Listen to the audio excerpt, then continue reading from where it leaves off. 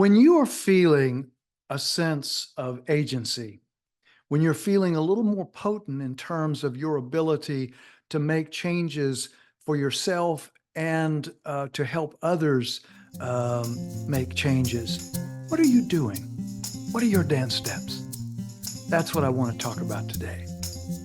So I got a note from a longtime friend of mine who is wise in the ways of ecology and in that territory.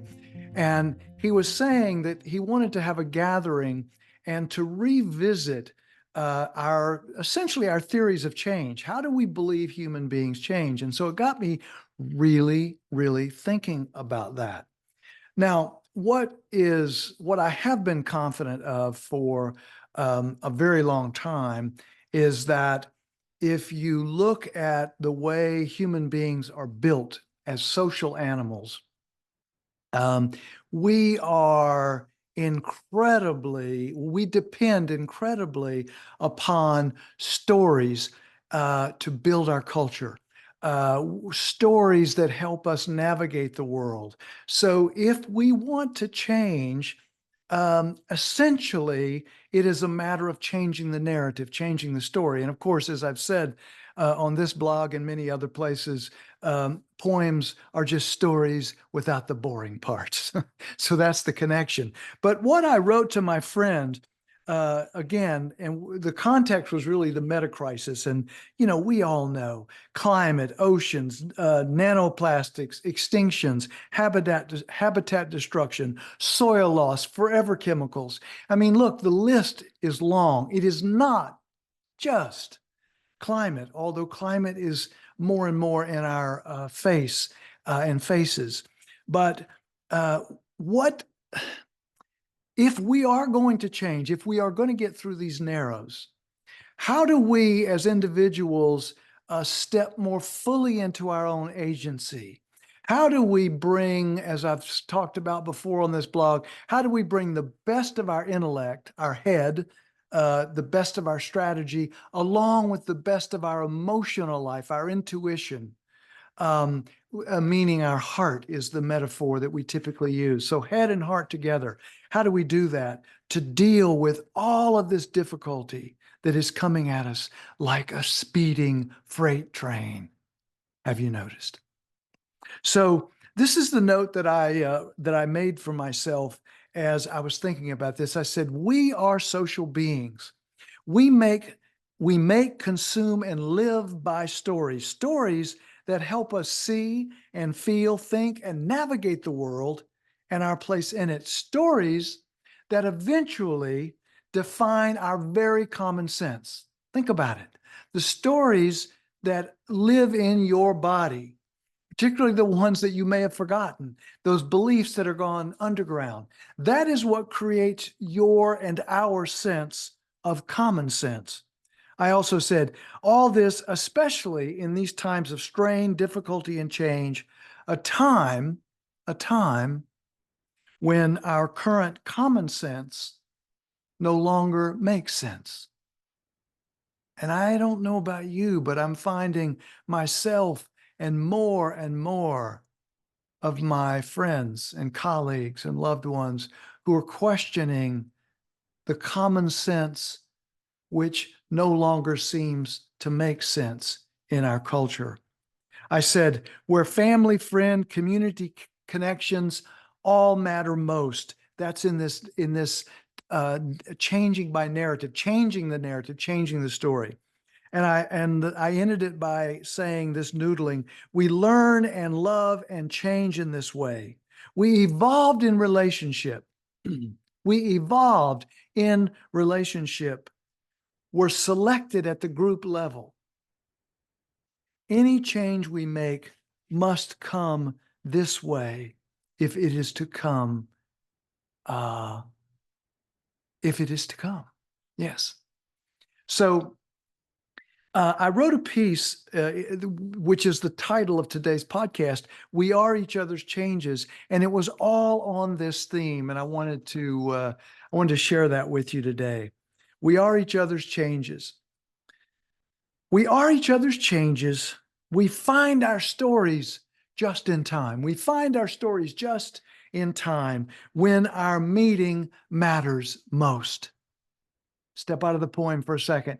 This idea that it is story that is at the essential level of human change and how we navigate the world. And so to be able to change the story, we have to change the story, of course, together. The poem goes on. We are each other's changes. Together we glimpse mirrors of meaning, these brand new maps that hint the way. Together we glimpse mirrors of meaning, these brand new maps that hint the way. We are each other's changes. We are each other's changes, this walking side by side in these our stumbling times. We are each other's changes as we carry our doubts and fears along with grief and joy, the hard-earned tears of seeing, the hard-earned tears of seeing. We are each other's changes. We shield each other as best we can in the great storms and dream new stories together and walk each other home. I've always loved that image of walking each other home. I think I originally received that image from a talk that Ram Dass did many years ago, but it's stuck right here in my heart.